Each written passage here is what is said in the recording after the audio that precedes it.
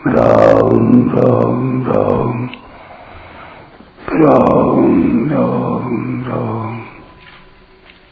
राम राम राम नारायण नारायण तदेत्यनभिसन्धाय फलं यज्ञतपः क्रियाः दानक्रियाश्च विविधाः क्रियन्ते मोक्षकांक्षिभिः।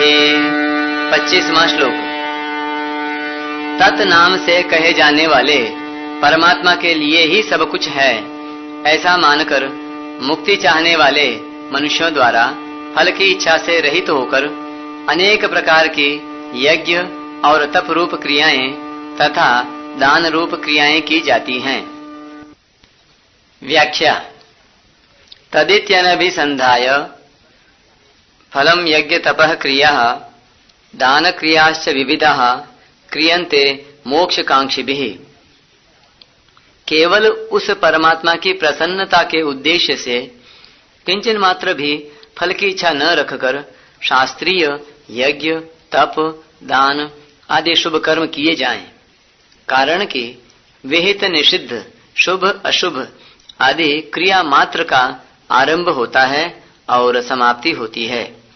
ऐसे ही उस क्रिया का जो फल होता है उसका भी संयोग होता है और वियोग होता है, अर्थात कर्म फल के भोग का भी आरंभ होता है और समाप्ति होती है।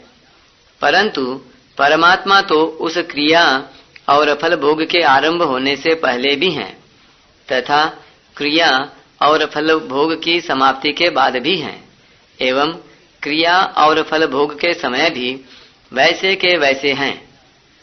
परमात्मा की सत्ता नित्य निरंतर है। नित्य निरंतर रहने वाली इस सत्ता की तरफ ध्यान दिलाने में ही तत् इति पदों का तात्पर्य है और उत्पत्ति विनाशशील फल की तरफ ध्यान न देने में ही अनभिसंधाय फलम पदों का तात्पर्य है। अर्थात नित्य निरंतर रहने वाले तत्व की स्मृति रहनी चाहिए और नाशवान फल की अभिसंधि यानी इच्छा बिल्कुल नहीं रहनी चाहिए। नित्य निरंतर वियुक्त होने वाले प्रतिक्षण अभाव में जाने वाले इस संसार में जो कुछ देखने सुनने और जानने में आता है उसी को हम प्रत्यक्ष सत्य मान लेते हैं और उसी की प्राप्ति में हम अपनी बुद्धिमानी और बल को सफल मानते हैं। इस परिवर्तनशील संसार को प्रत्यक्ष मानने के कारण ही सदा सर्वदा सर्वत्र परिपूर्ण रहता हुआ भी वह परमात्मा हमें प्रत्यक्ष नहीं दिखता।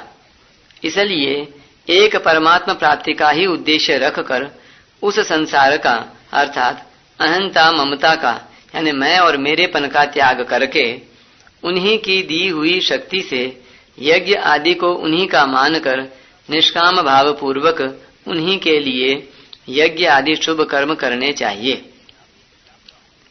इसी में ही मनुष्य की वास्तविक बुद्धिमानी और बल यानी पुरुषार्थ की सफलता है।